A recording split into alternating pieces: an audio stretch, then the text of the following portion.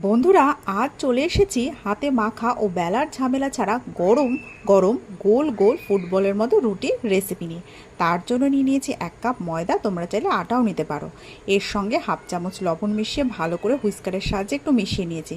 আর তার মধ্যে 1 cup normal তাপমাত্রার জল মিশিয়ে একটা মিডিয়াম ঘনত্বের ব্যাটার তৈরি করে নিয়েছি। গ্যাসটা অন করে নিয়েছি আর ফ্লেমটাকে লোতে করে একটা ফ্রাই প্যান বসিয়ে দিয়েছি। আর কিছুটা তেল ব্রাশ করে নিয়েছিলাম, তেলটা ভালো করে মুছে নিয়ে 2 স্কুপ ব্যাটার আলতোভাবে ছড়িয়ে দিয়েছি যাতে সমানভাবে ব্যাটারটা ছড়িয়ে পড়ে প্যানের গায়ে। তারপর একটা স্প্যাচুলা দিয়ে আলতো করে চেপে চেপে রুটিটা সেঁকে নেব। দেখো, রুটিটা কি সুন্দর বলের মতো আকার কিন্তু নিয়ে নিয়েছে। দেখলে তো বন্ধুরা, কত সহজে হাতে মাখা ও বেলার ঝামেলা ছাড়া সহজেই তোমরা রুটি তৈরি করে ফেলতে পারবে। তাহলে কিন্তু আর কোনো পরিশ্রমের চিন্তা নেই।